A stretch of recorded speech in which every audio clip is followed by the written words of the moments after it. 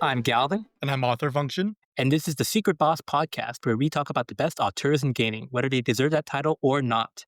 And today we are talking about Victor Gijsbers, whose name I prepped with offer about 5 times before we started recording this episode right now. Victor Gijsbers. You're not hitting the H hard enough. Gijsbers. Gijsbers. Here we go. There we go. All right.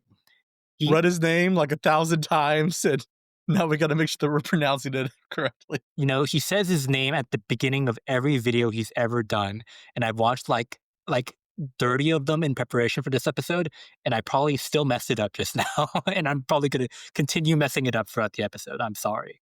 I'm not. But yeah, as he says at the beginning of every single video he's ever done in his philosophy YouTube channel, he is Victor Gijsbers, and he teaches philosophy at Leiden University in the Netherlands. And yes, you read that right. He is a philosophy YouTuber, but get this, he also has a second hobby. I know, very difficult to believe that people could have more than one hobby, but he also writes interactive fiction. He has been doing so since 2004, kind of on and off because, he has a day job. And he's just been kind of publishing these things on and off and has been kind of I don't want to say background person in the interactive fiction community because, as a matter of fact, he's very, very foreground. He's established what I thought was one of the most important documents when it comes to getting into interactive fiction, which is the top 50 polls that he does every 4 to 5 years, I think. Every 4 to 5 years, he just polls the entire interactive fiction community on what are the best games. And that's very useful. He's also co-founded The Rosebush, which is an interactive fiction newsletter or magazine, which is about analyzing a bunch of different games and stuff like that. And he's also probably undoubtedly pushed forward several innovations in the interactive fiction media. To be clear, when I'm talking about interactive fiction, I'm talking about text parsers. I know there's choose your own adventure type stuff. But usually when people talk about interactive fiction, they're usually referring to things like Zork, where you type in northeast, southwest, or when you want to dig up a pile of dirt or something, you say dig up pile, all that kind of stuff. Very specific, very nerdy, very niche, but recently, and by recently, I mean the past 20 years or so, it's been making a comeback. Yeah, so we mentioned that Gijsbers is both a game developer and a philosopher, and that is the second person that we covered, because Bennett Foddy was also a game developer and philosopher, but whereas his games felt more game-like, for lack of a better word, these games feel more like it was made by philosophers. Feel like it's engaging with more complex, abstract ideas and trying to find consistency within these ideas and it's seeing where the deviations might be in your understanding and figuring out what to do with that when you have those deviations and what that means. Plus, you have to read during them, which is you're a fucking wuss if you have to read during any game. Yeah, it's terrible. I never read that shit. When I play Dark Souls, I skip every single item description. I don't want to know what the fuck is happening in that world. But here with interactive fiction, I have to read it. It's terrible. I played through all of Umideko that way, and I didn't get it at all. I don't get the appeal at all. See, there's a trick with visual novels where you just press the skip button. It's incredible. Beat that shit so fast. Yeah. It's great. So I want to start with De Baron, which is... It is his first game, yes. His first digital game. I guess if we're going to go chronologically, I could talk a little bit about the 2 games before that, Vampires and Stalin Story, but those are physical RPGs which he designed for the physical RPG community, like tabletop RPGs, playing between dungeon masters and stuff like that. You know what? We can talk about it later. The Baron is his debut into digital interactive fiction. 2004? I think, no, 2006. And, well, just want to say this was very well received at the time. It was submitted into the Spring Thing competition of 2006, which is a spring annual competition created initially by Adam Cadre, who is like a big titan of interactive fiction in the more contemporary community. And it won first place, and it won a bunch of other awards. And it was still held around like in the top 50 or so of all time. It was held at 6th and 9th place in the interactive fiction top 50 of all time. Although I do want to mention that these polls were held by Gijsbers. So, if anything, they could have been completely rigged in his favor. We don't know. What is The Baron about? How would you describe it, Oliver? So De Baron is a text adventure, kind of technically, where you're able to move around a space, but it's really more like a choose your own adventure in a lot of ways because it will start with a exploratory kind of thing where you starts in media res, your character like stuck in an area, and then it just flashes to a different scene where your character, who is like really kind of a blank slate, is just traveling around this house and seeing an empty room where his daughter seems to have disappeared and his wife, who doesn't seem to be wanting to talk to you. And this is like a text adventure, but it really like pushes against you from wanting to interact with anything. If you try to talk to the wife, she won't say anything back to you. If you try to explore any of the rooms, you're not really going to find a lot of things. So it's like pretty much encouraging you to do one specific thing. You're going to leave the house, and there are going to be a few different situations that you're going to have to deal with. You're given the information that your daughter has been taken from the Baron, as seen in the title, and you are going to get her back.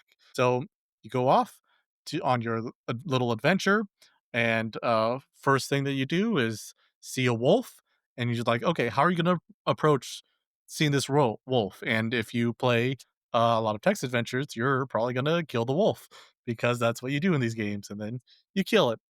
Moving on, doesn't really matter. I assume that you can do a more pacifist approach to this, but I just killed him. That's the trouble with talking about games is for these choose your own adventures. I only had one path, so I'm going to talk about my experience here because this is a game that's like filled with little moral thought experiments. And you have this gargoyle, and this gargoyle is going around at night and like stealing people's happiness in order to survive. And you have to like talk to the gargoyle and like really converse with them and see what they're doing and how they're feeling about it and how you feel about it, and making lots of decisions like saying, "Hey, you're doing the wrong thing.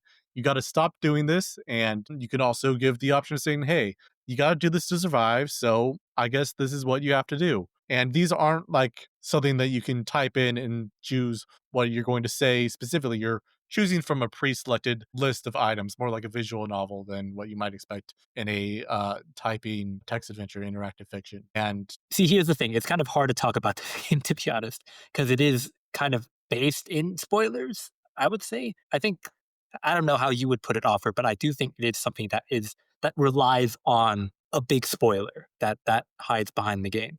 And I would say if anything Offer describes interests you, I think you should just go ahead and play it. It's hard. Again, we just tried to describe the game, and it was basically just a walkthrough of the game, which is, I don't know, all over the place. But yeah, it is a text adventure that is pretty linear. I would say it's like an art game in that it just, or like, I would compare it to like the walking simulators of like the late 2000s to the early 2010s, where it's like you can walk around anywhere technically, but there really is, the game is usually forcing you down one path that you're following. There is hybrid options. When it comes to dialogue trees, you can usually just choose between like 1 to 3 options by typing in the number on the keyboard. And I don't know, I think I had a very different experience from other people playing this game because the first thing I did, I don't know if you did this, Offer, but the first thing I did was it says at the top, new first time players type in help. I typed in help because it was my very first time playing the game, and the I game didn't do that. I don't need explains. help. Yeah, that's what I take a lot of people did from the reviews. But yeah, the thing about this game is that it kind of explains itself before you even play it if you type in help. Hyspers explains that this game is different from other types of interactive fiction text parser games. See, other types of text parser games up to this point, up to 2006, were mainly puzzle games like The Hitchhiker's Guide to the Galaxy or a bunch of like sci-fi stuff, games where you have to solve puzzles by equipping items and using them on things like point and click adventures, but with slightly more freedom given to you through typing and stuff. So this is very puzzle based and usually light in comedy or like light in tone. But this game specifically is supposed to be a moral thought experiment, as Heisberg explains to you, in which you're genuinely supposed to place yourself in the shoes of the protagonist. So there's no puzzles in the game. Basically, no puzzles, other than you have to figure out where to go next, which is not really much of a puzzle. Basically, what Heisberg encourages you to do in the introduction text, which you don't have to read, and I think many people skip past, is basically try and put yourself in the shoes of the protagonist and act as you think he would act. So it's kind of like a role playing experiment, basically, where you're playing the character and you're trying to play it as close to as how you would assume he is playing it. And I feel like at this point, I feel like we have to spoil the game at this point if we want to keep talking about it. I don't think. Do you think I so? mean, yeah, we have to spoil it, but like it's a thought experiment. It's like spoiling the trolley problem or something. Yeah, I that's don't feel true. bad about it. I mean, okay. When I say spoilers, I don't mean that like this will like completely ruin the game if you know the spoiler. It won't. You can still play it. As a matter of fact, it might be more interesting if you play it after we spoil this game for you. I'm just saying, see, I'm speaking from a very personal perspective because the entire reason I recommended Heistburst in the first place was because I was recommended this blindly by a random book I read on interactive fiction and games by Anna Anthropy. And I played the game without knowing anything about Heistburst and was just completely blasted by this game without pretty much any form or context or anything. Yeah. But anyways, I guess now that we've gotten all that past, you want to continue with what you did during the game? Yeah, so I guess a little bit of a content warning because the Baron, as it turns out, is a pedophile and is kidnapped your character's daughter in order to abuse her. The setup for this next part is that there are, moral stakes and there is a relation between the main character and the Baron. And there is also like a kind of disgusting and horrible act. But it is also somewhat isomorphic to the gargoyle, where the king has said that or the baron, I guess, the baron is saying that he is unable to change. He can't change this about himself, and that he has to be abusing the children in order to gain his joy and happiness. And you can say that this is a similar situation to the gargoyle's predicament, where the gargoyle could only be happy by stealing the happiness of others. And it's not like subtle, it's not supposed to be because it's a thought experiment. It's saying like, okay, what is the moral difference between these two situations? And there might be a moral And difference. and also the wolf who you kill, and it turns out there's a child behind it, who's been just kind of there the whole time after you murdered it. And you can also murder the child wolf also. And that's not that this changes anything. It's just an image that, is in your head as you play the rest of the game. Right. I feel like that's less relevant to like the moral scenario and more like what are you willing to do to defend a person. But I think that this situation between the gargoyle and the baron is a lot more interesting. Um, because it is more difficult to identify that what the difference might be between these two situations, if there is one. And it's kind of like an open question. There isn't a really easy answer. Whereas I think with the wolf scenario, if you're being attacked by a wolf, a lot of people will say that you are able to morally kill the wolf in self-defense, and that it's less of a complicated situation. Where this game, the situation gets these thought experiments get more and more difficult to answer. I felt, in my opinion. Yeah, I would say that's what it's about, escalating it. Like the wolf, you can argue away as self-defense, but you're also hurting another person's family. Then it's like the gargoyle who just hurts people to survive, and the baron, which, yeah. Yeah.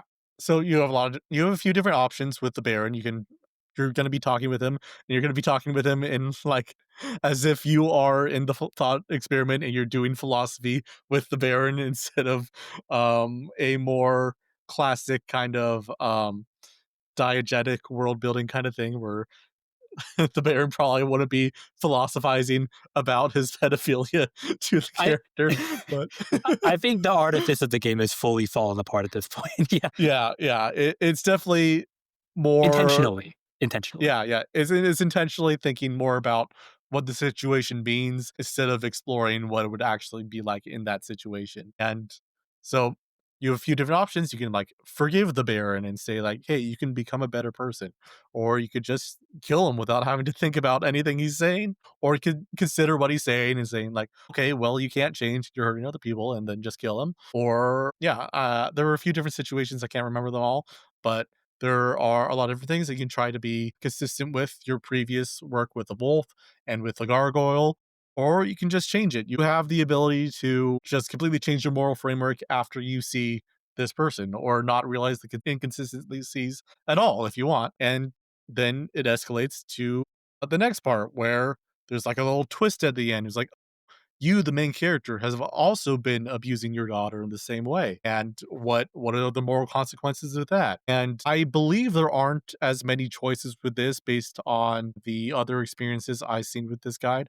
I think based on various paratexts that if you chose to kill the Baron, then you're going to choose to kill yourself because that's the consistent option. And if you choose not You to don't kill the have Baron, to. then you don't kill yourself. Oh, okay, you don't have to. No, you So you can do have double a back choice on it here. even after that. Yeah, you can double back on it Okay, okay. even after that. Yeah, I so I think guess that's this is the same situation then. where Yep. it's continuing to see what is consistent, what is inconsistent, and seeing what the player is going to do. Yeah, I agree. I guess this is really where the game struck me. I'm going to be honest here. I do think there are a lot of flaws with the game. I've seen a lot of criticism, like long after 2006 and stuff like that. Heisberg himself has said there are some parts that he wish he could rewrite. But especially, I want to bring up Adam Cadre's podcast, Radio K. The premise is that, I'm sorry to go off on this tangent, but Cadre is like a very big award winning interactive fiction guy was credited a lot for bringing the medium back into its renaissance. He set up a bunch of competitions like the Spring thing, which the Baron was submitted to in the first place, and then he kind of vanished from the scene.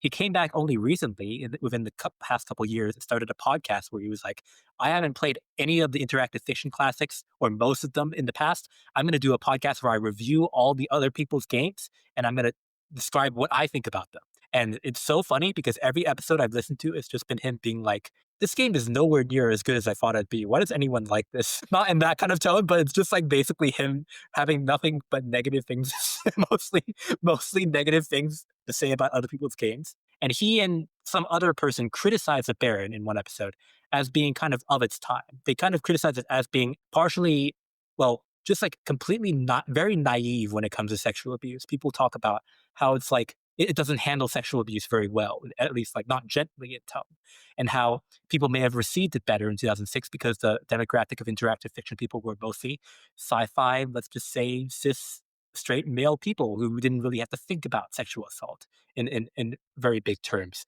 But they also just criticize it in a way that's just like that I think is a very interesting point to how this game is played because Cadre and this guest criticize it in a way that they were playing it as like a normal text adventure game. Like they were trying to find all the endings, basically.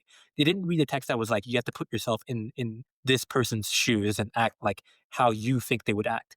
They basically played through the entire game as if you would try to explore all the endings. And I think this leads to a point that I want to make about most of Heisper's games, which is that you only get so much out of his games as much as you put into them, in how much you're willing to step into the character's shoes and entertain his dilemmas, even if they are ridiculous. And let's be clear, the Baron's argument is very ridiculous. I mean, there's a wolf with gargoyle. It's not meant to be taken literal face value. It has to be taken as metaphor. But yeah, I just want to contrast the way I played it from the way Cadre and his guests played it because they completely dismissed the game after playing it as a normal text adventure game.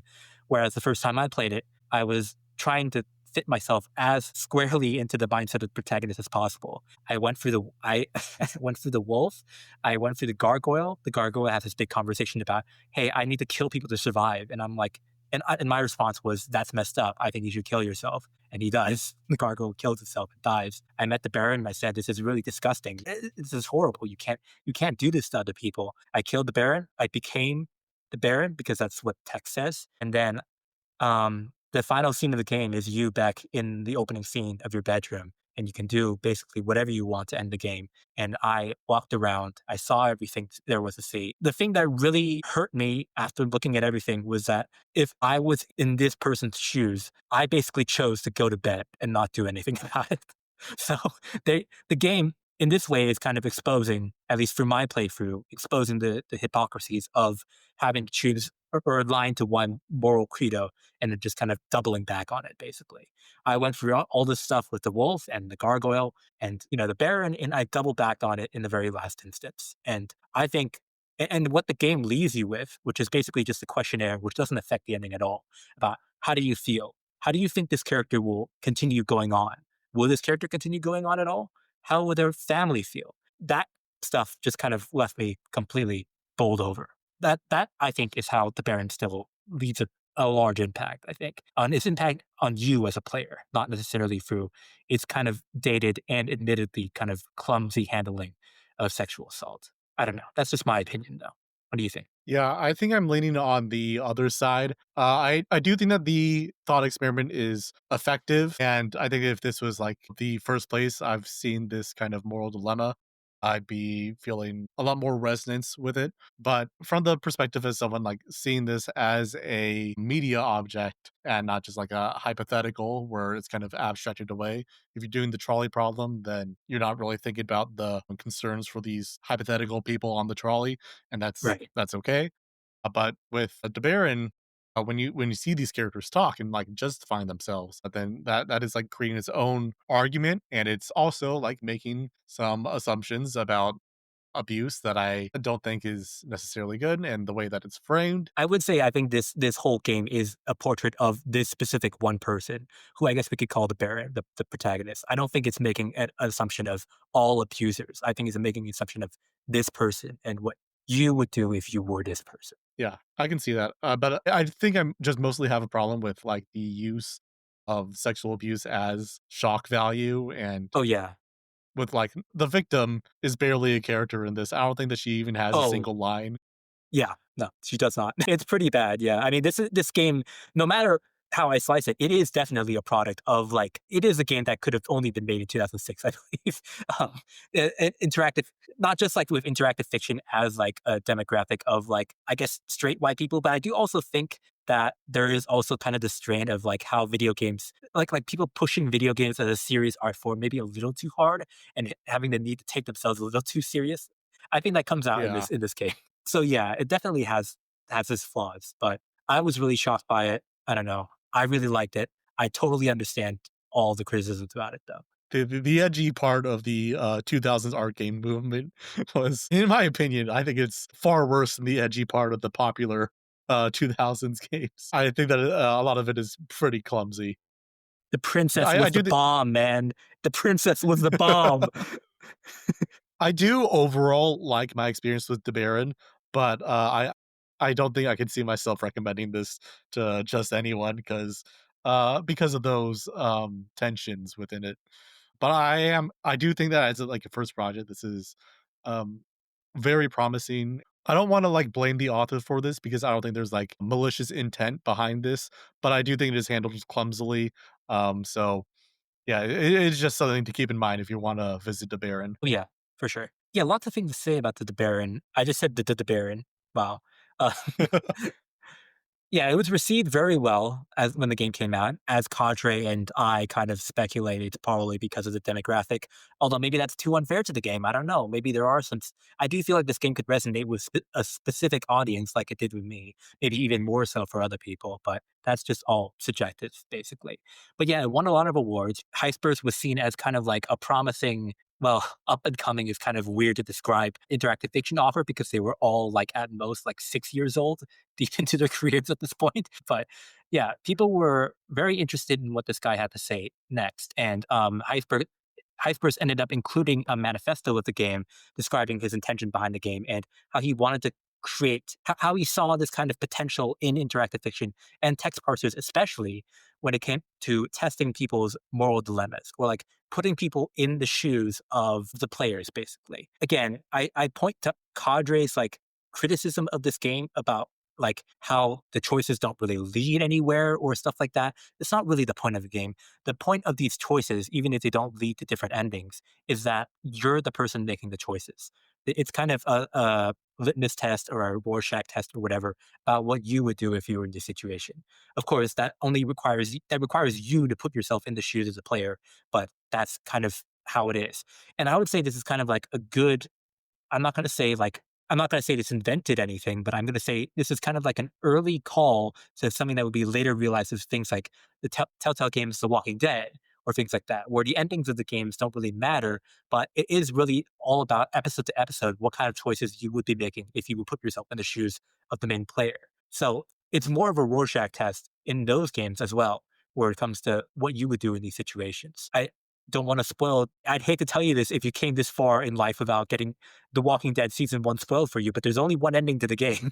I'm sorry to say, there's there's not multiple endings to the Walking Dead season one. There's only one ending.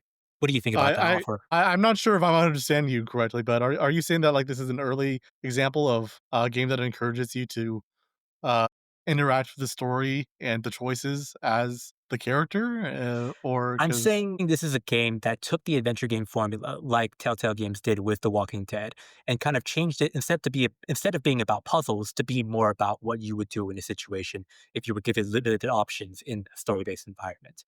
When it comes to like moral and ethical dilemmas, without focus on on the ending, which because like the way I see it, I think adventure games were really focused on utility. Back when it comes to LucasArts point and click adventures or the text adventures of Infocom, every item you got was presumed to be leading to some kind of effect where you could solve a puzzle. And the goal of the game was to get past all the puzzles and to the end of the game. Where here, the end of the game isn't really emphasized as much as what you do alongside the game. And even the choices that don't take you to different endings matter because they are choices that you make as a person.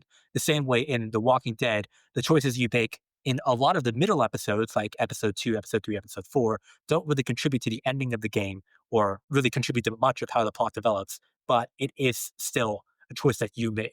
And that's what's important, as emphasized in like the ending screens of each of the Walking Dead episodes where they show you like the surveys of what everybody did or whatnot.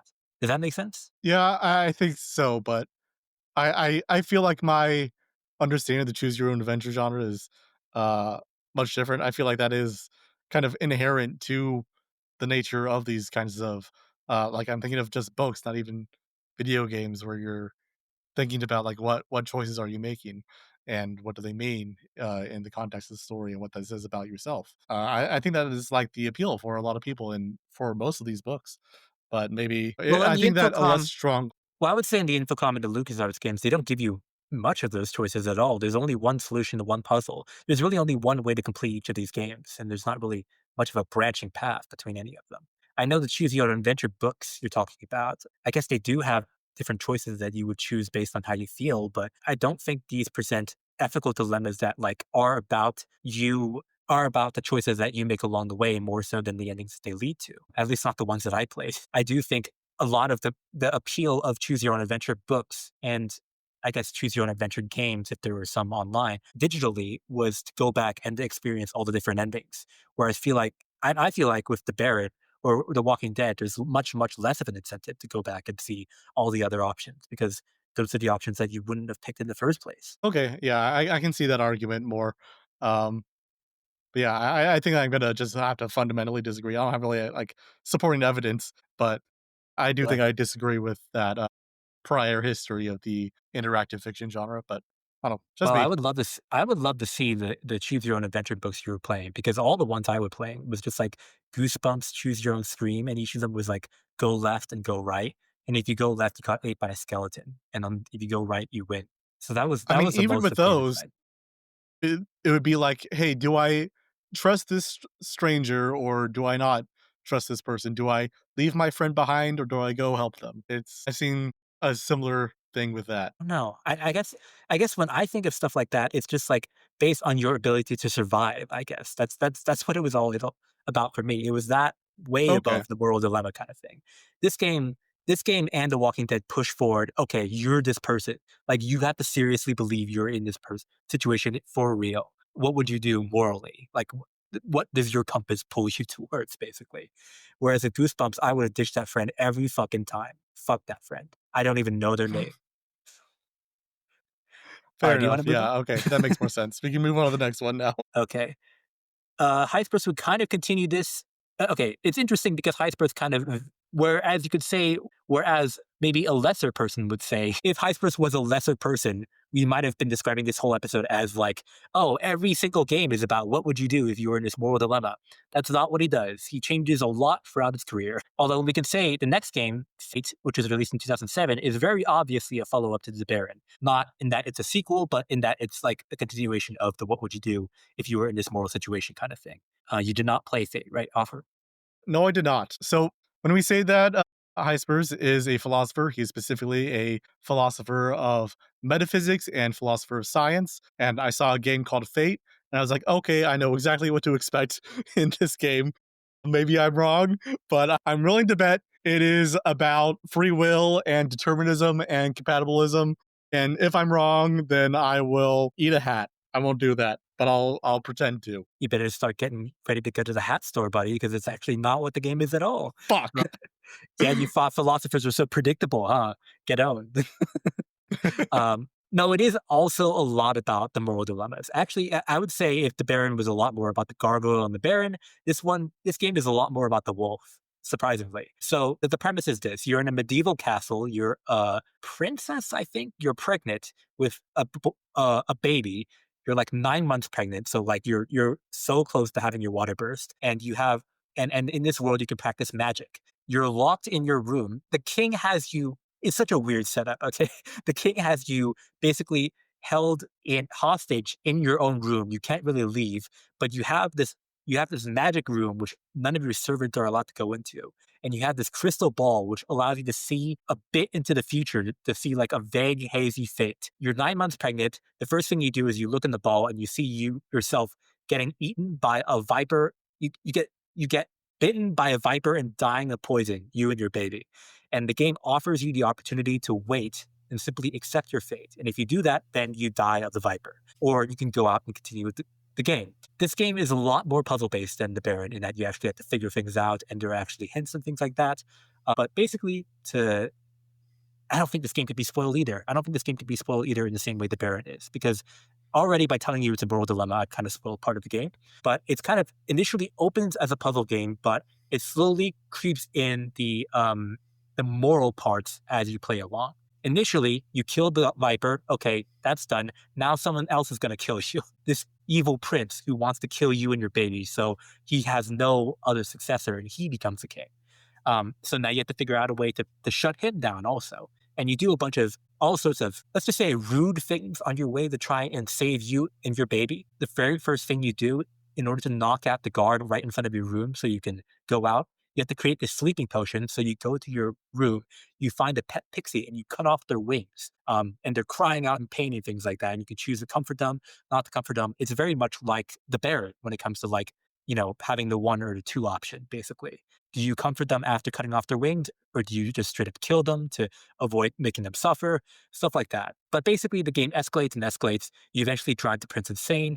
You do up a bunch of horrible other things, and then you realize that in order to achieve the best life for you and your baby, you basically have to start killing people around the castle in order to take their blood to summon a demon and make a deal with him to destroy the entire kingdom. Or you cannot do that. So there are a lot of basically the entire game revolves around the waiting mechanic, in that you can stop the story whenever you want. You can basically, unlike the Baron, where you have to continue to the very end, you basically have the option to say, no, I'm not doing this any longer. I'm stopping right here and accepting whatever fate you have. The earliest fate is the worst, obviously. You and your baby die. It slightly gets better over time. Sometimes you die, but only the baby survives. Sometimes a bunch of other things happen. But basically, the game is asking you, how far are you willing to go to save you and your baby? Are you willing to kill your servants? Are you willing to kill random people just walking around the castle? Are you willing to destroy the entire kingdom and, all the civilians that this kingdom supports in order to save you and your baby? Maybe the kingdom taking over your kingdom will be nicer to the civilians. I don't know. Would you really know? I don't know. So that's basically the way the game goes. And yeah, that's basically the game. Any thoughts about that? No, just finishing up eating my hat. Not very tasty, but I got it. Thou Uh, shall you. Yeah, this yep. game's very straightforward, to be honest. In fact, it's more straightforward than the Barrett because you're not even the bad guy in this case. You're just like a person, and it's like, how far would you kill? Would you kill someone? Would you not kill someone? It's like Breaking Bad, basically. Me when I had to kill someone or not kill someone. This is just like Breaking Bad. But this game was also received kind of well, not as well as the Baron. But yeah, this was like, okay, people were like, okay, we're getting Heisper's point when it comes to how it comes to developing interactive fiction and when it comes to presenting these moral dilemmas. Should be noted, just going to spoil it for you right now. Not many people have adopted Heisper's model when it comes to taking, moral dilemmas or like making games specifically where you're thrust into moral dilemmas and you have to decide them in a text parser interface. Not many people have made these types of games besides Heisper's, and it's kind of a shame because it's clear from his manifesto in The Baron that he wanted to kind of start a new movement and push interactive fiction to new heights. But not many people followed in this suit. Besides, I mean, lots of people did take influence from him, but they never made a specific game that I would call like The Baron or Fate. So there's really not much to say about Fate, I guess. People were saying, "Oh, this guy's promising. I would like to keep seeing the games that he makes." All right. This is where things start getting weird because Heisper's completely basically ditches his model of what would you do moral philosophy stuff after this. As a matter of fact, I wouldn't say there's no, yeah, I wouldn't say there's any other game that follows the same model that the Baron and the Fate follow when it comes to like thrusting a dilemma upon you and being like, what would you do in this situation? Figaro is very interesting because it's not a game, it's a demo. It's not a full game, it's a demo. he wrote this essay called Co-authorship and Community, which he proposed a radical new system in interactive fiction, which is very interesting to me. It's basically, if you know what Git or GitHub is, listeners, it's basically like that version control, but with interactive fiction, but in real time. The idea is you would be playing an interactive fiction game and you would want to do something else that the author didn't allow. And you would basically propose this change in this kind of software, which allowed you to add this change and write the ending result. And that would be kind of fused into the base game, basically. So basically, authors would be allowed to add their own portions of the game onto the game. And it would be just kind of like this rolling ball of increasingly edited games, like a Wikipedia article, basically, but for interactive fiction. And in this way, hypothetically, you could create an interactive fiction game which considers every possibility because every single person has been pitching in their ideas and things like that. And with this, he offered the game Figaro, which is a game that takes that to an even bigger extreme in that it is a parody of the play Figaro, where a person is hiding in a chest, watching their lover cheat on somebody else, walking in, ready to jump out and humiliate them. But you get to choose which lover they're with, and you also get to choose what's in your inventory. So you can choose that your wife is with this extremely feminine boy, or this count, or maybe another woman who she is really cheating on. And you can also choose that your inventory item is a pie or a battle axe or a camera, which is not anachronistic with the play at all. But, that's just for fun. And yeah, you basically run into all sorts of different situations. The idea being that it would be interesting if we made this interactive fiction game if with the player kind of co-offering with the author himself. I feel like that ties into what the Baron and Fate were also when it comes to how Hyspers was offering those games, but also allowing you as a participant to play a role in them, to decide what you would do. I mean, obviously, every interactive fiction game decides what you would do in a certain situation, but here you play even more of a part. And I think this ties into this kind of overall project that he was trying to get at in multiple different ways. That, long story short, not many people adopted this model at all after he submitted this essay, unfortunately. You have any thoughts about that? I didn't play it. I have no thoughts. No, I think that it is ambitious, and it feels like it's connected to a sort of techno optimism that kind of only existed in the 2000s, Right. where he's like, "Oh, we can have a community work together on this project, and it's all gonna work out, and it's gonna be really interesting and really good, and we're gonna be able to do things that an individual never would be able to do if we kind of anonymize and separate all this labor across tons of different people who want to play this game." And then and then everyone in the forums was like, "I'm just gonna make my own sci-fi game. Sorry, I don't care about your game at all." Yeah. And nothing changed.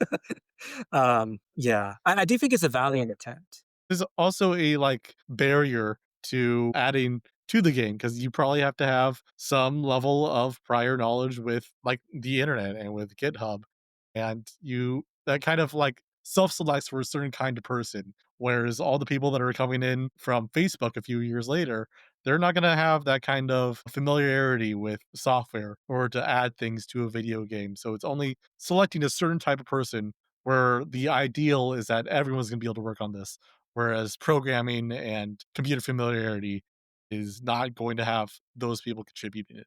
To be fair to his argument, I do feel like he didn't intend it for everybody. I mean, that was just like the ideal that I was Right. pitching it as. But it's the same way that Wikipedia is a democratic encyclopedia in that anyone can edit it, but also most people aren't willing to edit it in the first place. Yeah, you would have to sign up and make an account and go through all these kinds of hoops and stuff. And most people don't have that kind of like that grit to go for it. But the idea is that more people could in the first place.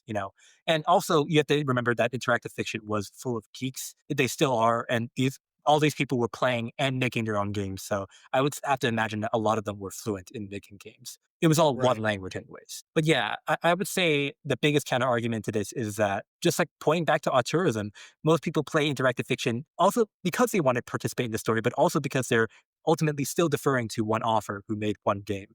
And having multiple authors collaborate on one game would kind of just spoil the idea of the story being written by one person and being one person's vision. So I don't know. It would be interesting though. I would love to see a game that basically, I don't know. It would be really fun to see an idea. Those like choose your own life games where it's like you can become a doctor or like an engineer, like you see in mobile game ads.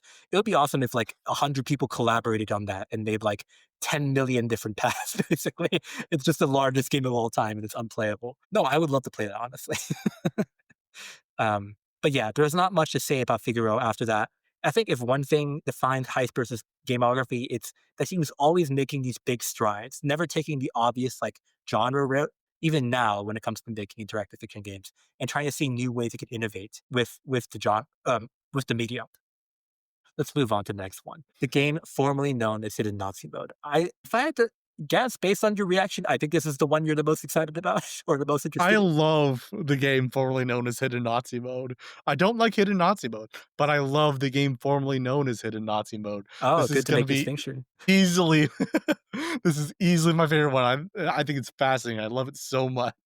I like this game because it's just like completely. This is probably the most experimental he's ever gotten, where it's like what he's presenting isn't even really a game. I mean, it is called the game formerly known as in Nazi mode, but like it's not even like a thought experiment in the Baron where you're choosing one, two, or three. The thought experiment is that you see the thing and you're like, what the fuck? Basically, would you mind explaining what the game formerly known as Hidden Nazi mode? We gotta bring up the title right now. The game formerly known as Hidden Nazi Mode is kind of attention grabbing. Like, what do you mean the game formerly known as Hidden Nazi Mode? And historically, to my knowledge, there was never a game called Hidden Nazi Mode. There was only the game formerly known as Hidden Nazi Mode. And in this game, you start the game, and if you play it, you see this regular text adventure, and your goal is to give a bunch of bunny rabbits carrots. See, this is another thing where it's weird because it's like your reaction depends on the order that you received it, the information. I personally opened the PDF document first because I think it said read first or something like that. Did you read the document first or did you play the game first? Fuck no, I don't read the document Oh first. my God. I You're played the just game like, first. you're just like anti-reading, man. This is fucked up. I'm the only real interactive fiction head in here.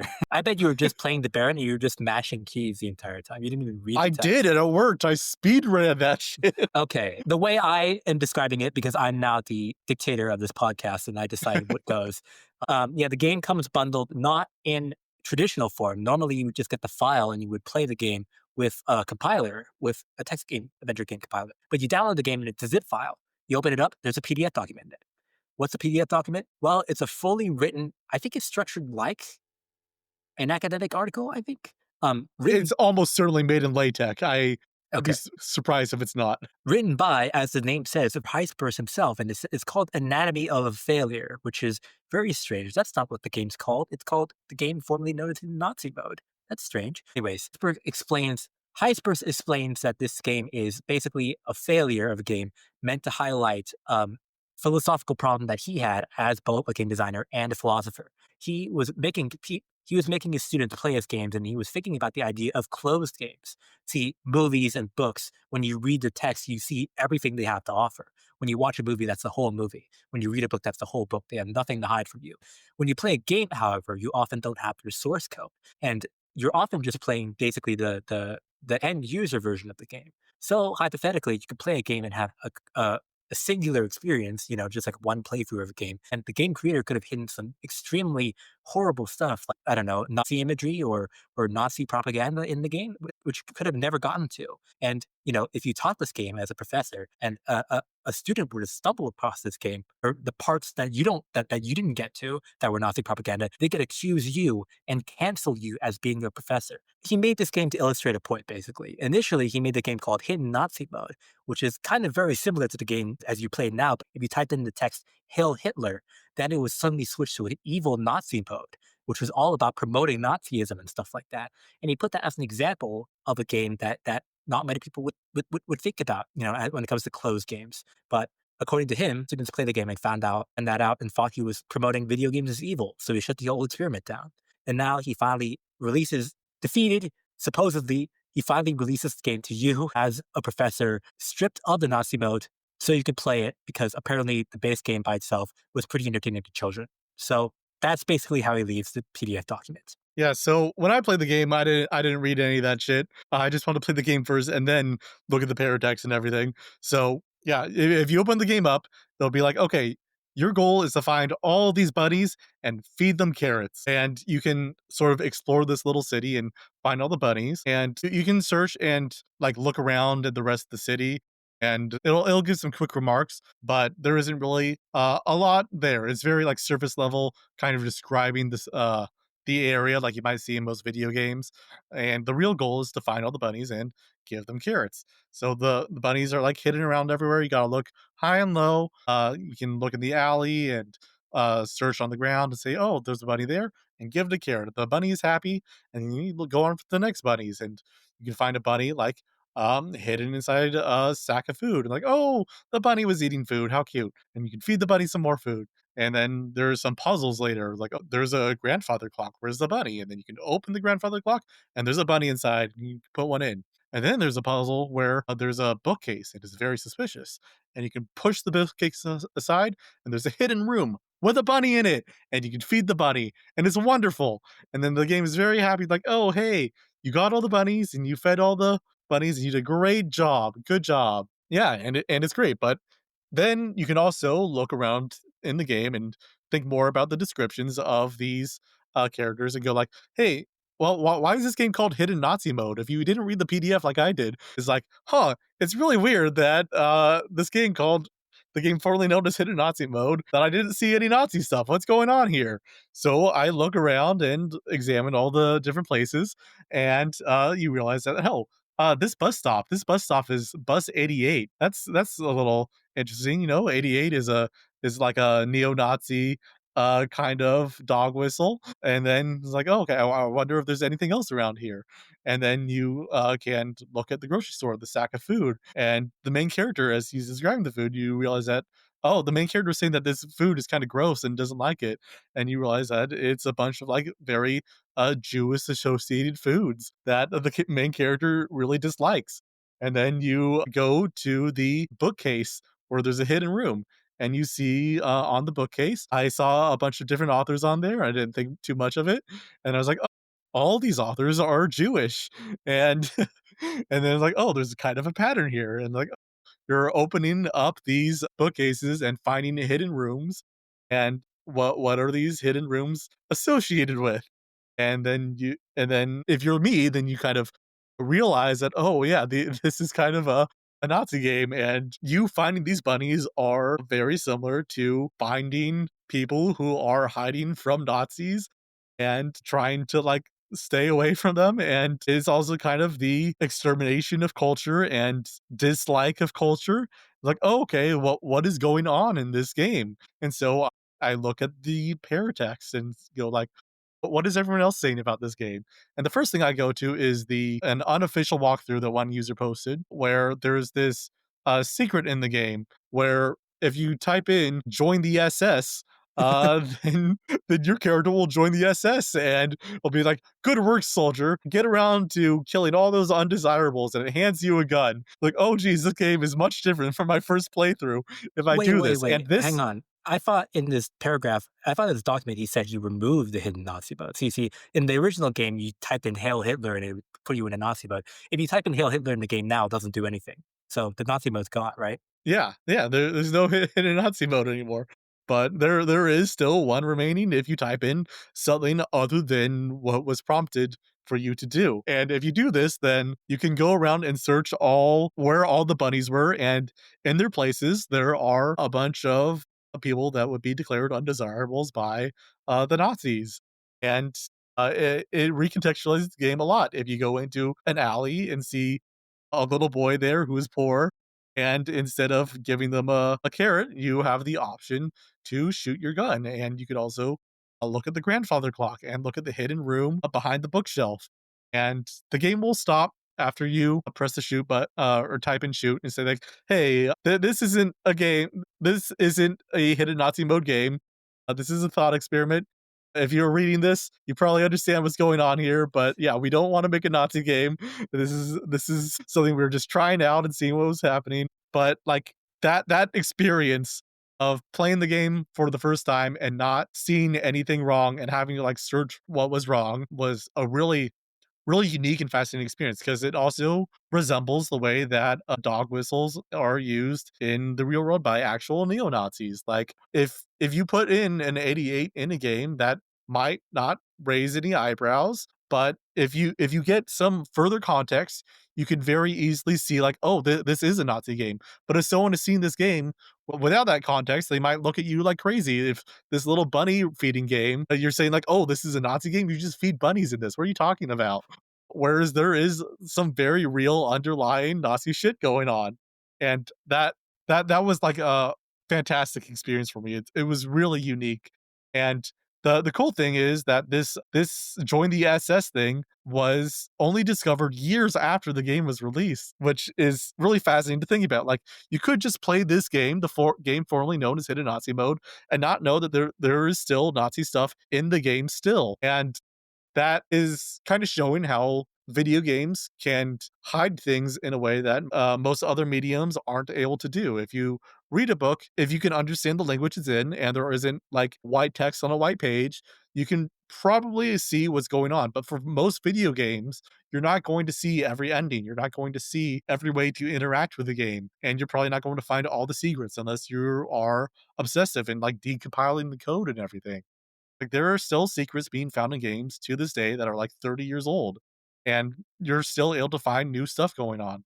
And it is also, like, kind of using the Holocaust as shock value, but I Yes. think here it's much more purposeful, and it makes sense that you're making these parallels because these are real situations that people use this media for. And it is important to understand the way that people are hiding these kinds of symbols in media as well. I have a different take on it, but that's just because I approach it in a different manner. I basically agree with everything you said, but basically the way I approached it was I played this after the Baron. It was kind of a shock, actually. I finished the Baron and I was like, oh, that was a fun. That was wow, what a shock of a game. Let me just walk into this other game. Oh, game formerly known as Hidden Nazi, but that's interesting. I just got blasted with basically the same experience you went through. But I didn't know about the join the SS thing. I did not know about that at all. I played this like I think a year or 2 years ago, and I walked away from it not knowing that mode even existed. So I played through the game. I read the document. I played the game again. I saw all the little things, 88, the Jewish food, the Jewish books and things like that. And I'm like, okay, I get it. It's a game about how dog whistles can be embedded in things that you're not looking for unless you're given, prior context and stuff. And I read the reviews, which were on IF database, stuff like that, and all the reviewers are saying the same thing. There was even one that ended with a very nice, one liner that sealed the whole game for me. The real hidden Nazi mode is in your head. There's even if the Nazi mode is completely removed from the game, the Nazi mode is still in your head given all the additional context. You basically can't take away the offers, even if the offer says explicitly that it intends something else. You basically can't take away all the additional context that goes into a work that you go into. Games aren't made in vacuums, basically. That was my takeaway walking away from it. And then, literally like 5 days ago, somebody published like a 15th anniversary, not a 15th anniversary, Jesus.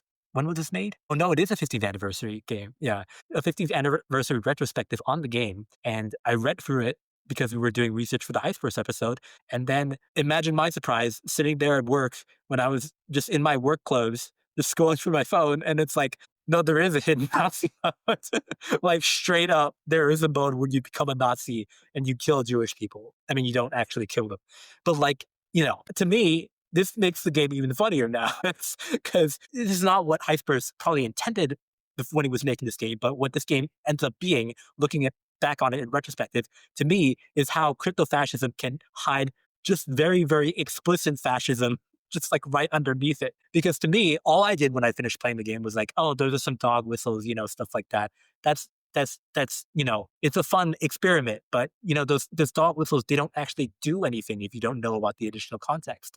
But no, they do something because if you do know and you do dig deep enough to find it, like I didn't, and many of the other people on IFDB didn't, then there actually is a hidden layer that's even more explicit and even more harmful. So I guess to me, it was kind of an experiment that showed how thinking you had the conclusion about a work going into it and thinking you have all of it mapped out and things like that could end up being way, way more of a problem for you than for anybody else. And reading the sort of paper that came alongside it after doing all that makes me feel like that paper is like complete bullshit, and it doesn't inform my reading at all, given my prior experience. because there is a hidden Nazi mode in the game, and it's not being released without the hidden Nazi mode. It's still there, and the point about open source software does not show at all when I'm playing that game and I not seen the and I haven't like read that paper beforehand. It's like, okay, this is a game about Nazis. There are Nazis in it, and I don't see anything about open source stuff going on here. Um, and another part I think is that the removal of the hidden Nazi mode in this paper is like being framed as like, oh, okay, it's all better now. I can release this game without any issues because the Exactly. violence isn't there. And as I played this game, I feel like the lack of a hidden Nazi mode feels much more insidious than the actual shooting the part. I like the Yeah. finding the bunnies is more disturbing to me than the actual part where you're shooting people within the game because the fact that this is like so obscured to the player, but it's still in training to do the exact same thing. Like if you're finding these bunnies and you're a child, you can imagine this game like being used by Nazis without having that violence within the game, where it would still be like, okay, this game can still be used to train children to do the exact same thing without having to like sort of disturb them with violence.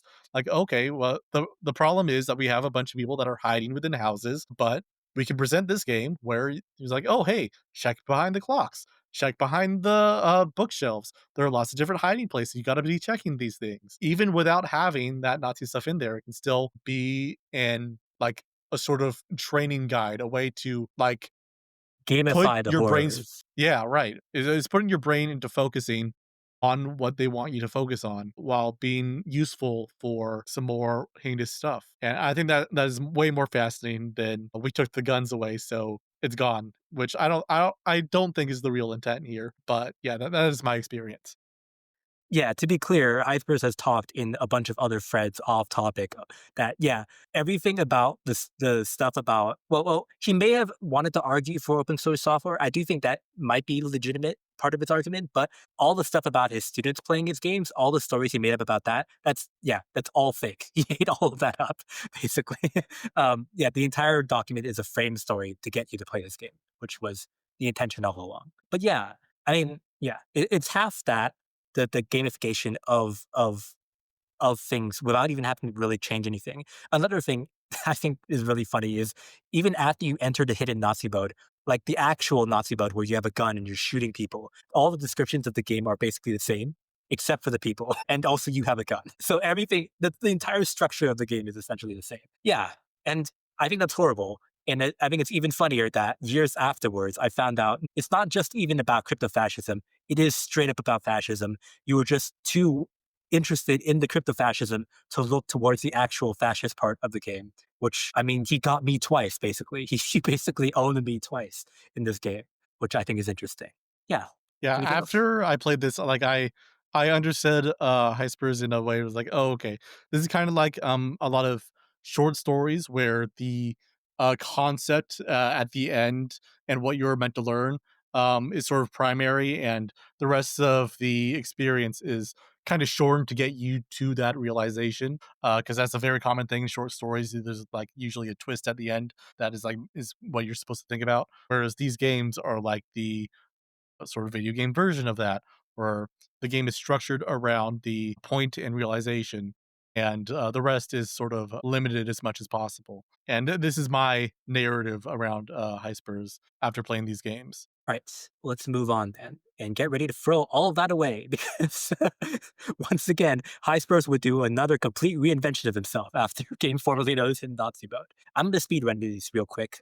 So around this time, High Spurs had been developing basically an add-on or a plugin for the programming language that everyone uses to write text adventures in 4 called Attack. He basically wanted to do turn-based a turn-based combat within text adventures, which nobody had ever really done before. And I don't think anyone has really done since. Mid to Sage Rush in the Cactus is kind of like a prototype for this. Technically, it is a full game, but you're basically a cowboy. You have a gun. A guy is chasing you because you killed his father, and you basically have to alternate between negotiating with him and telling him to calm down, and also shooting him in as many times as you can. So it's basically about trying to escalate and de-escalate the situation to your advantage, where you're shooting him as many times as you can while stopping him from trying to shoot you. You can try to make him more angry, so you can dodge the bullets, or taunt him so that he kind of his hand kind of shakes and he misfires. A bunch of other things, or if you want to, like the Baron, you can let yourself die because maybe you thought you were in the wrong and maybe you deserve to die. But this is all basically just a setup for his module called Attack, which is about turn-based combat. Jason Medea is another prototype that he made for specifically a festival, which this time experiments with kind of argument-based combat. The idea is it's a recreation of Jason and Medea of the Golden Fleece myth. Jason is at that point in the game, you're Medea and Jason is cheating on you with another woman, and you're trying to rally the chorus of women around you to your advantage by arguing that he is, a monster while he's arguing that he did it for the greater good. And it's basically like a conversational combat system, which is, I'm going to be honest, it's a lot less interesting than I thought it was going into it, because it basically just goes to attack or defend yourself. So there's really only two options. That wasn't really used for anything else in the future, just like Figaro. But this all leads up to what some call Gijsbers' magnum opus, a game that I did not play for very long. I think you probably played this game longer than me.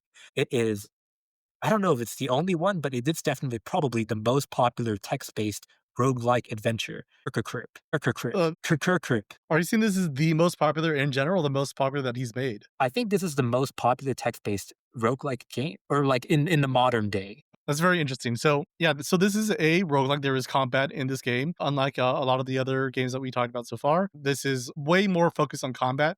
And from what I understand, there's very little story. I can't imagine there being any story. I tried talking to different characters in this game, and if you try to talk to someone, they just try to kill you. Yeah. And Yeah.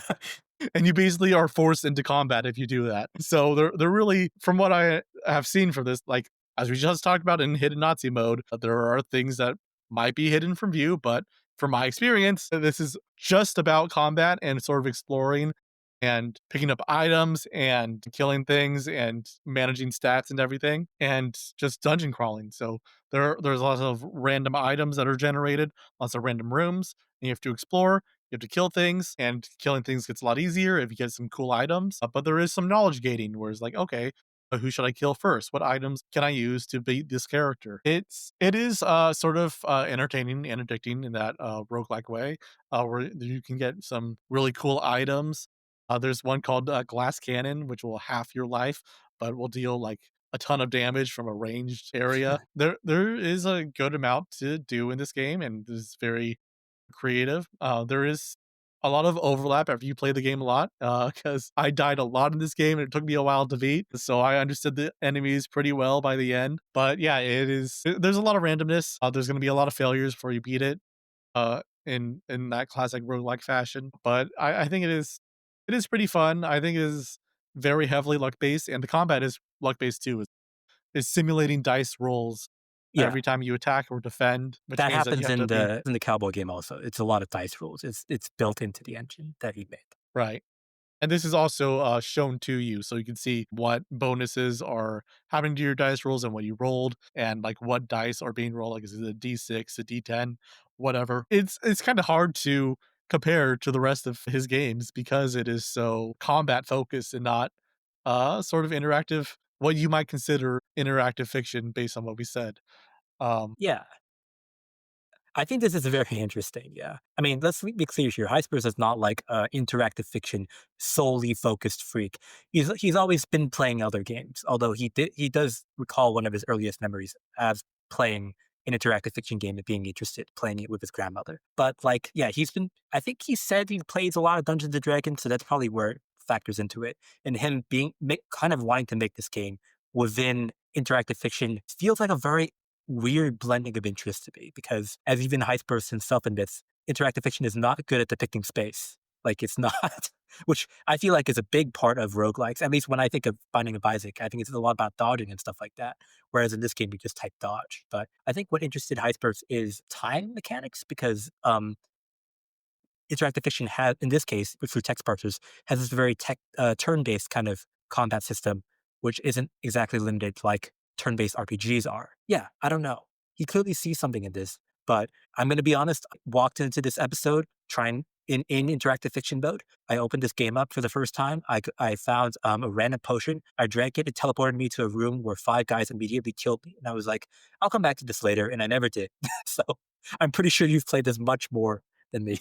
Yeah, and there is lots of, like, room for discovery and things like that room with 5 guys. If you go there, you might realize that one of the enemies is controlling the other ones with mind control, and if you kill that enemy, then the other characters in that room are like, "Oh, wow, thanks for saving us. We're gonna help you and defeat the boss." Mm, So it becomes way easier to beat the boss after you do that, and you, like, figure out the little puzzle problem solving. So there is, like, some degree of like interaction with characters and story and understanding this world building. But I think it is almost entirely focused on combat, which yeah, feels out of place, to be honest. I mean, This yeah, is kind of fun, but it feels very, very dependent on the items you get, and the randomness can feel a little bit frustrating, but it is fun in a way. yeah. But yeah, also there are a bunch of different. Also, the interactive fiction medium also allows for a bunch of like additional secrets that you can do if you look around and stuff like that. There's apparently a bunch of different secrets you can find from digging in random places that you wouldn't be able to do in an RPG because the mechanics just don't allow you to. Apparently, if you get an iron blade and you allow it to rust over all the objects in the dungeon, something strange happens. You could dig in spots to find skulls and things like that. You can get turned into a ghoul and then try and beat the rest of the game anyways. Like lots of interesting stuff that I didn't get to because I didn't play this game at all. Fuck RPGs. Fuck numbers. I'm all about reading. Well, that's the end of his numbers era. Again, there's so many weird eras here. If you want to split it up into eras, the Baron and Fate are about moral dilemmas. Then you go to his weird experimental period with the co-authorship thing, the fugue thing, the hidden Nazi post thing. Then you have the combat era with the cowboy game and Kerkerkruip, and now we have. I mean, what do you call this section? I don't know what to call this section. Nemesis Machina. Okay, this is the shit post. I'm going to be honest. A lot of the games from not a lot of them, but like multiple of the games he made from here on out are shit posts. Just want to describe it because it also leads to. It also ties into some this other stuff. This game was released in interactive fiction comp under the name Hermann Schutzbier, which is not Victor Gijsbers. Hermann Schutzbier includes, he says this is the only work of interactive fiction he will ever make. You open the game asks you to type help. You type help in, and there is a 15-part manifesto of the game outlining what the game is before you start playing it, encouraging you to read all of it. This game is a piss take kind of on academic kind of writing and kind of over philosophizing or kind of I don't know. I don't really know what Heisper's wants us to think, which I guess is in line with his other games. Basically, this is a parody. No, it's not a parody. It's a tribute to a game that actually exists, made in 1987, called The Incredibly Erotic Adventures of Stiffy McConaughey, or McCain. I guess McCain would be the name. It's a shitpost. That was a shitpost game made by a random IF writer. It was supposed to be an intentionally extremely buggy interactive fiction porn game because there are a lot of porn interactive fiction games where you are a guy named Stiffy McCain and you fuck a woman on the bed and that's it.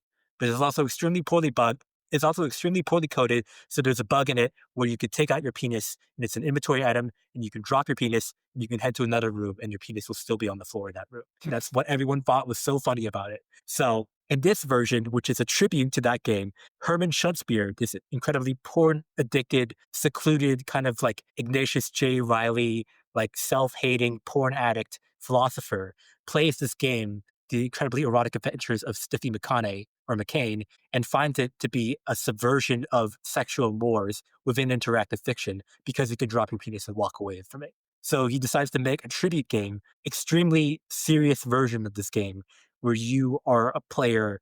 I guess this is kind of also a rip on art games at the time of the 2010s because it's like extremely serious and like laden with sorrow and regret and stuff like that. You basically go to a brothel and have sex with a sex worker, and then you get very, very sad about it. You're like, oh, I've wasted my life. And then you see in the corner, oh my God, it's Stiffy McCain. You walk into a room, you take out a knife and you stab him to death. That's the entire game. And this is explained with a 15-part manifesto beforehand about like, I wanted to make a game where you fought against the ideals of sexual slavery and freed yourself. Finally, took interactive fiction into your own hands and freed yourself. And it's just a game where you walk into a room and you stab a guy with his dick out to death. That's basically it. And that's the joke. The joke is that this guy is overanalyzing this interactive fiction game.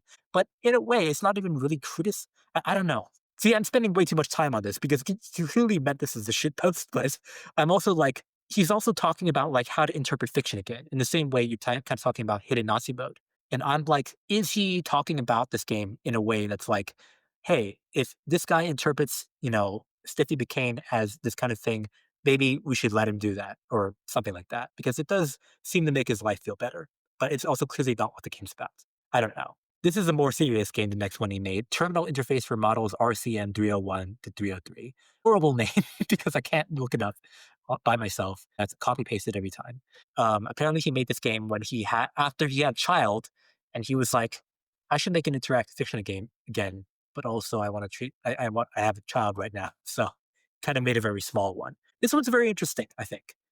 It's another spoiler heavy game where it kind of, you know what, I will kind of say the spoiler kind of ruins the game a little bit in this case, but I think you should still play it anyways. It's pretty good. You open the game, it takes place in a kind of distant futurist, like sci-fi-ish kind of setting in where mechs exist, basically, and they can be operated by companies to like lift things and that.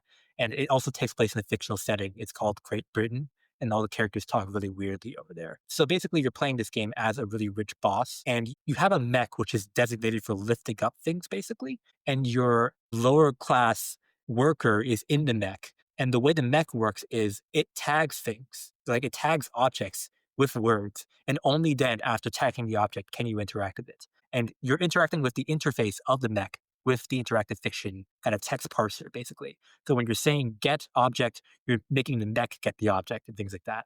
And that's an explanation for why the controls are so rudimentary. So this guy, basically, the guy in the mech is talking you through it. He's your worker. He works for you.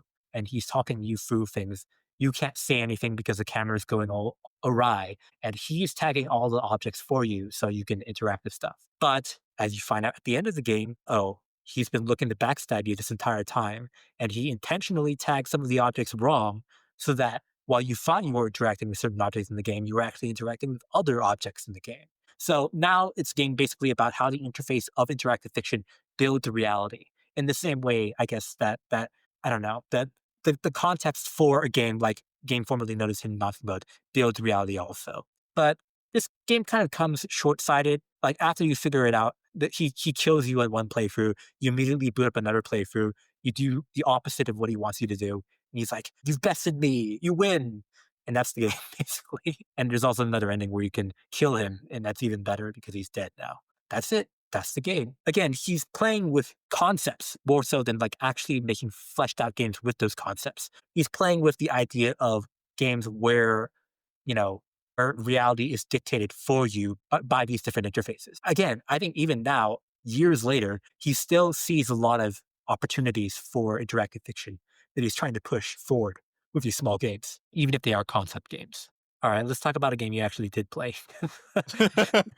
Yeah. Let's get to Turandot, which I think is probably the most traditional narrative I've played here.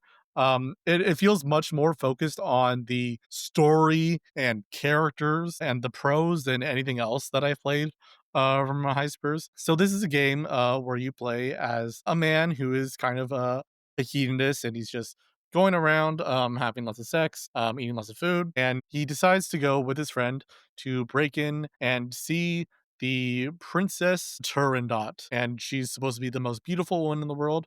And they're like, okay, we're gonna break into the castle and see this beautiful woman. And this is an adaptation of a famous opera. I don't know anything about this famous opera because I don't listen to opera. I've listened to like two of them, and I don't really do that shit. I only listen to video game soundtracks and anime soundtracks. Oh yeah. That's where all the good stuff is. I've been to a couple of operas, and like one of them, like it was all in I want to say Italian, and there weren't any subtitles. I had no idea what was going on. It was just a bunch of people singing and acting things out. It's like I should be understanding these things, right? Like Like, these were played in Italy, right? They understood what was happening, but no, I had no idea what was going on. I had to watch these people do stuff for like 2 hours. It was awful. Anyway, Turandot.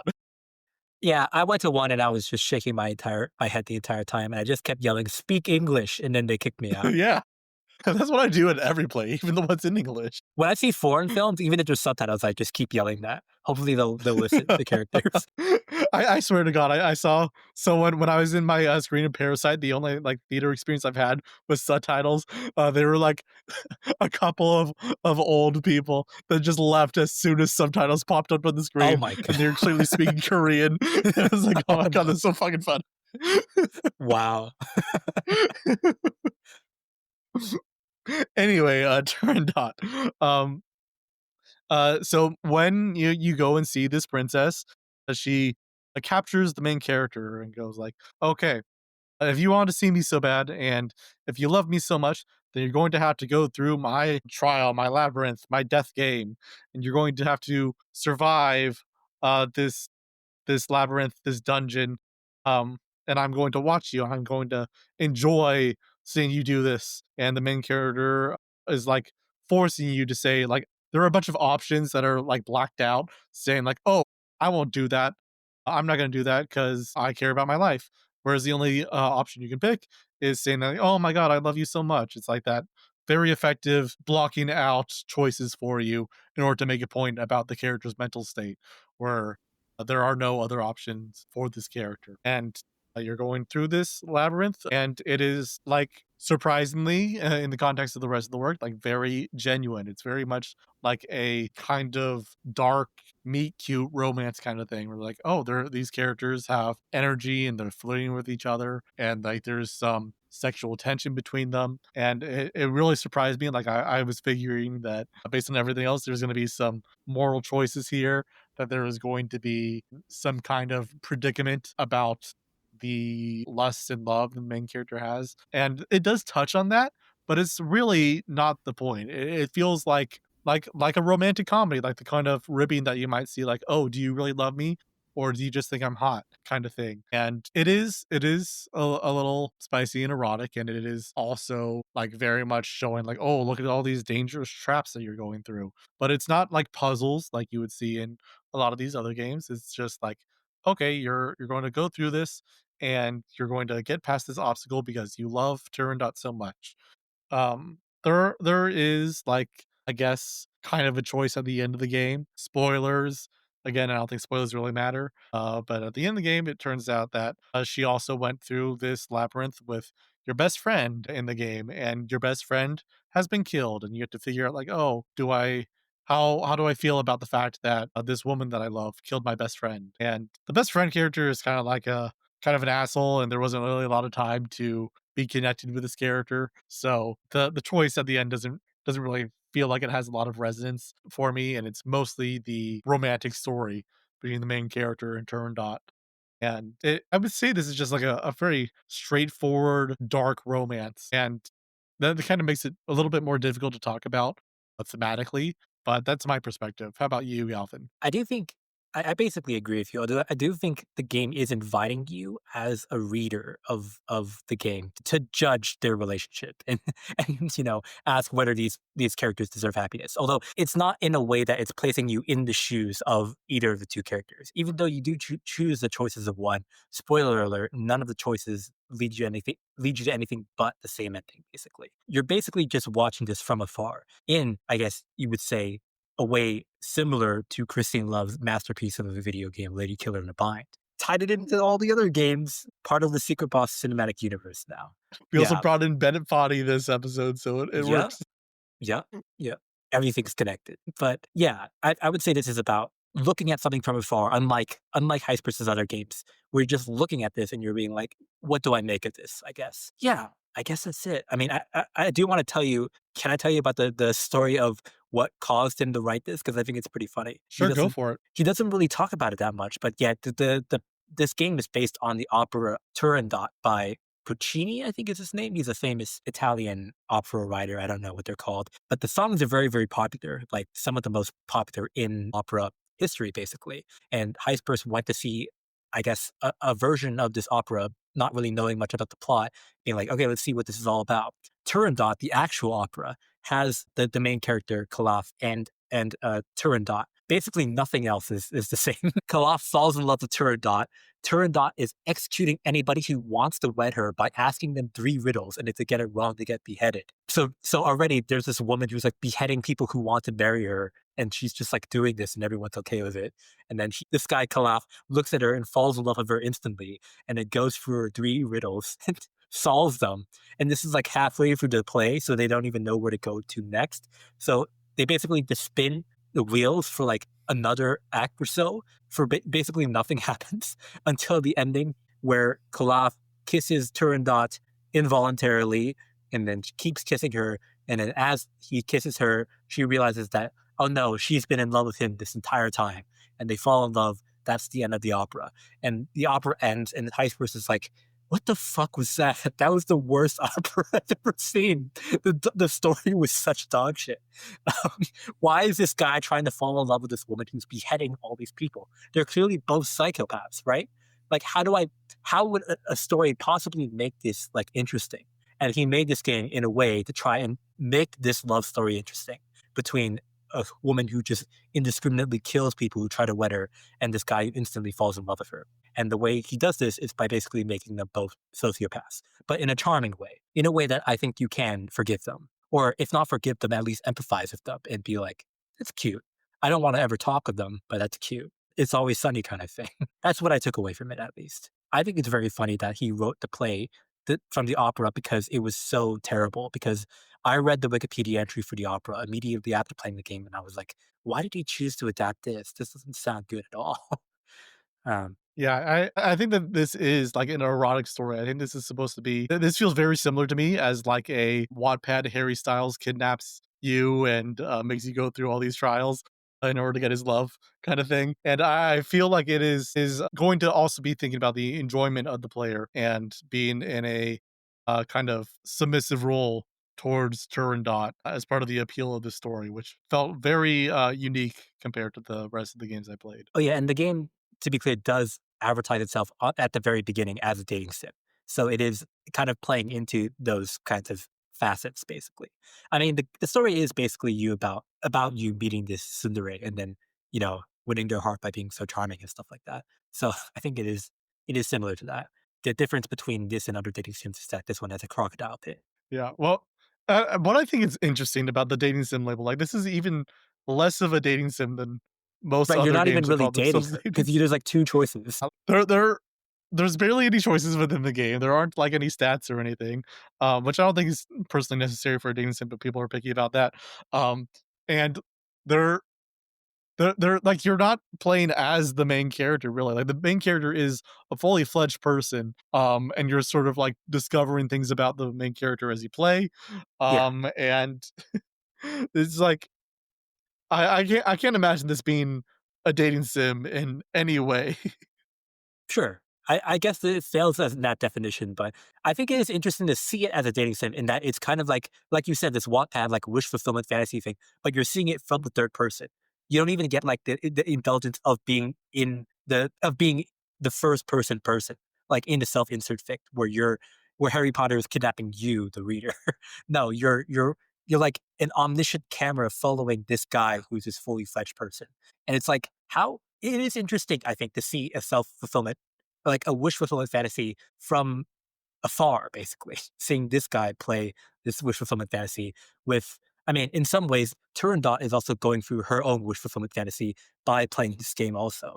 Because I would argue she gets what she wants at the end of the game also. Both of them are kind of navigating themselves and their own identity by playing this game of, okay, I'll go through your super death dungeon and talk with you while playing it. Yeah, but I feel like it's very similar to how basically every other medium usually presents romance, where you can identify with various characters, but you're not like supposed to be thinking of yourself as one of the characters. And I feel like Turned Out is very much a traditional narrative, like a book or something, more than anything else, presented through an interactive fiction kind of lens. Okay.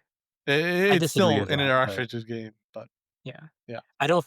I just don't think the game would work as prose narrative, but I can see how it's definitely closer to prose narrative. Yeah, for sure. All right, next one. If you only had one shot, 2023. This is my least favorite one. I don't want have anything to say about it. I don't like it. I want it to go away. Just very simply, it's a game that advertises itself as you have four choices. You can only pick one. If you refresh, then the game tells you, "Oh, you already picked your choice. You can't go back." And but it's also a shitpost because the scenario the game is describing is you're at a wedding and you want to speak up but you're very shaky. You were thinking you had like a recent lunch or meal of spaghetti made by your mother, and oh wait, this is just describing the song "Lose Yourself" by Eminem. The jokes are the scenario being described is the lyrics to "Lose Yourself" by Eminem. That's the joke. And this is made in 2023. I'm pretty Yes, sure like the mom spaghetti, yes, Eminem, Lose Yourself is like 2015-ish. That's like that's 10 years what I'm later. saying. That's what I'm saying. Anyways, this is written by four people. This is like a two-paragraph game. It was written by four people because they each wrote one ending. I picked one, and I'm pretty sure it wasn't written by Icebers. I refreshed. The game told me I couldn't play again, and I was like, okay. So I didn't even get to see Icebers' ending. I'm pretty sure. All right, let's move on. I You really know do not like that game. I didn't play that game, so I had just the same amount of experience with his writing as you did. Oh my gosh. All right. Last game, 2023 also. I think it's very interesting. Just looking at the dates, by the way.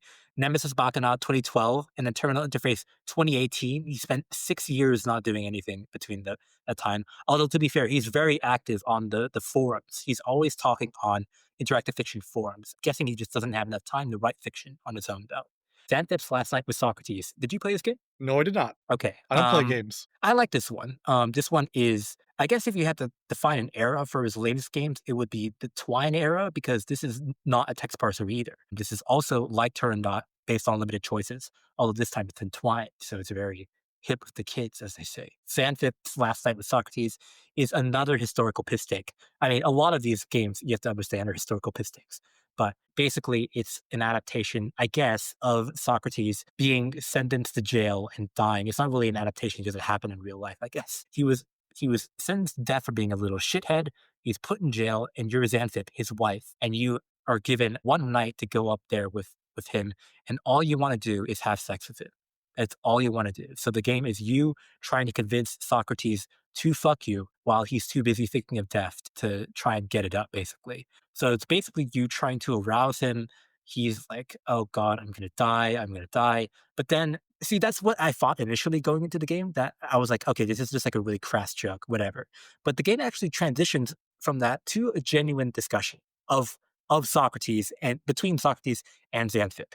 Which, to be clear, Xanthippe, we never knew who she was in real life. This is all just like a complete fabrication of her personality. But it's basically Xanthippe asking Socrates, why would you do this? You basically doomed me and our family or whatever's left of it to poverty because you wanted to make what's basically a silly little joke. The court asked him in real life, Socrates, what he wanted to do. Every prisoner, I guess, back then got to describe their punishment and what they wanted as punishment. Socrates basically said, as one last joke, I want everyone to praise me for everything I did to society. And they were like, all right, buddy, we're fucking killing you for saying that. So he basically got himself killed as a joke in real life. And Xanthippe's like, why would you do this? And Socrates is trying to justify himself. You talk back and forth. It's very much like Turandot in that it's also a kind of revelation about two characters who are very much their own beings, being awful people and kind of navigating and learning to love each other in spite of that. Socrates is a shithead. Xanthippe, as it turns out, is also a shithead because she marries Socrates. And they're both basically shitheads together. And it's basically about you navigating with him. There's only one ending. I would say this game is very in cahoots with Turandot, but in the same way I found Turandot very charming, I think this game is very charming also. And it also ties into a lot of what Socrates wanted. I think it also ties into what Hysper's wanted to describe with Socrates' philosophy, which is that partially he is a prankster. He wants to fuck with people. And this is kind of like infusing that into an entire game, which is partially also a shitpost, but also genuine. And I guess that wraps it up for Heisper's gameography. That is the latest game he made. Although he has been posting as of most recently, like 2 days ago, because the competition for interactive fiction is going on right now, and he's rating all of them. He's been reviewing every game or as many games as he can, basically every year for the past 10 years. So he's still very active in the community. He's pushing forward interactive fiction for everybody. He's constantly commenting on everyone's games, trying to find new ways to push things forward. I don't know. I think that his personal philosophy YouTube channel could be very useful for people who are interested in philosophy and are sort of getting into it. I was looking through it and I was like, oh, okay, more Kant, more Wittgenstein. There's a lot of the classics, so not super relevant for me, but it seemed like very good stuff. I'm surprised like how little philosophy stuff I would see in his later work. Like I was still thinking of him as a philosopher video game designer, but I guess I was mostly just thinking about the Baron while I was conceptualizing him. I do feel like when he came into the interactive fiction scene with the Baron and advertised himself, oh, as hey, I'm a philosopher. Everyone was like, oh, it's the philosopher interactive fiction guy, and the rest of his career would be like, no, I'm not just that. I can do whatever I want. So it's Right. basically him trying to go in all sorts of different directions while incorporating his love of history and philosophy. Sometimes, Well, yeah, for recommendations, I think I'm just going to recommend the game formerly known as Hidden Nazi Mode because I think that game is so incredible. I do want to recommend for if you seem interested in these games at all and think you'll be able to play them. I would recommend all of the ones I played: The Baron, Kerkerkruip, and Turandot. I think that they are very good, but they all have like caveats that I would have difficulty recommending them to just anyone. So, yeah, just that one game for now. yeah. I would say, yeah, general warning, he does get into very heavy stuff and not in a particularly delicate way in any of his cases, actually. I don't think there's a particularly delicate handling of sensitive topics in any of his games. But yeah, personally, I would also recommend game formerly known as in Nazi mode first. And then besides all that, I mean, there's two ways you can go about this. You could go down the moral dilemma route, which I would recommend the Baron and Fate. Or if you want to go a sillier route or just like his kind of more experimental route, I would recommend Turandot and Xanthippe's Last Night with Socrates. So, and I guess also I would recommend, yeah, he has a series of interactive fiction analysis videos that he does where he talks about what he finds interesting in interactive fiction and how they create secondary worlds which the viewer has to participate in. So if you're interested in this philosophy about co-authorship and stuff like that, you can also talk to him or you can also watch his videos about that. And also check out his YouTube channel, which is probably the most popular thing he's ever done besides being a philosopher, obviously, for his day job. He's gotten a pretty decent amount of subscribers and people constantly checking in and, I mean, I guess learning philosophy from him. So I think that's very cool. So I think that about wraps it up for Victor Gijsbers. And since I was the one who recommended it, I guess next up, it's Offer with his recommendation for me that I have to play no matter what. And he also has to play. So, Galvin, do you remember when we started this podcast and we were like, hey, we want these episodes, or you said you want these episodes to be 30 minutes long, about not super long. Well, I'm Yeah, gonna I mean, I'm, we're holding pretty close to that promise. I can see we're at like 29 minutes right now. We're almost coming up at 30. exactly. It's just a very extended 30 minutes. Well, we're finally going to be getting one of those. It's probably going to be a short episode because the Ooh. person I want to recommend has only made one game and a remaster of that game, but one game. And You have this is no idea going to how long be I could stretch it out. I could stretch it out so long. You don't even know. It's gonna be like a 5-hour podcast. It's gonna be like blank check. do it. I'll be impressed. Okay.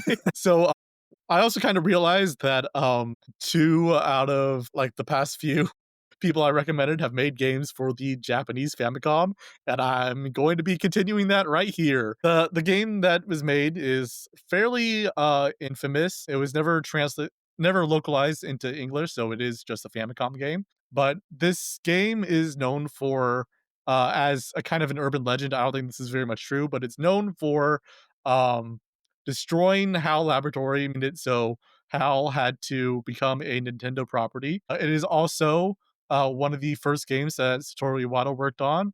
And because of the game's failure, he somehow became a major person at Nintendo. But he's not who I want to talk about. I want to talk about the director of this game because it's a fascinating game, and I think it should really be discussed more in English speaking communities. And this is Yoshimiru Hoshi, who made Metal Slayer Glory, which is an adventure game on the Famicom. It's a bunch of mechs, and it is really impressive on the Famicom. There are a lot of games that are like more graphically intensive on like PCs at the time, but I think that this game really, really wowed me in its presentation, in the pixel art, and in like the way that it is like presenting its story. It's very, very visual in a way that I think is rare for games back then because he was a manga artist who was getting into games and sort of had this big budget to make a game for 5 years, which is the length of an entire generation back then, which is like basically unheard of for a lot of games back then. And it was almost entirely by himself, aside from programmers and I think music. So I'm really excited to get into it. I have already played this game, so I don't have to play anything new, Dang. Now I know and why you you don't have to play recommended an it. entire gamography. Well, I haven't played Metal Slayer Glory, so I guess yeah, I am definitely going to be on the less understanding end. I did look up this guy to add him to the list, and the only thing I saw from him is a tweet from like 2024. It's like, did you know I wrote Metal Slayer Glory? And I was like, oh, he's still talking about it. That's Yeah, interesting. yeah.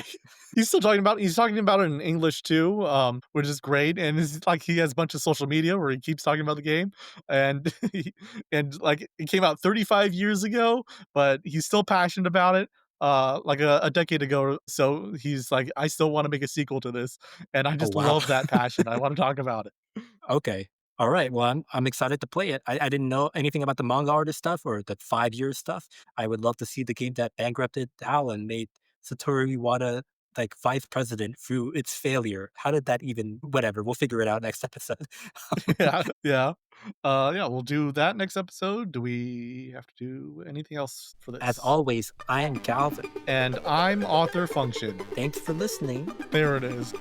We have to come up with a better outro.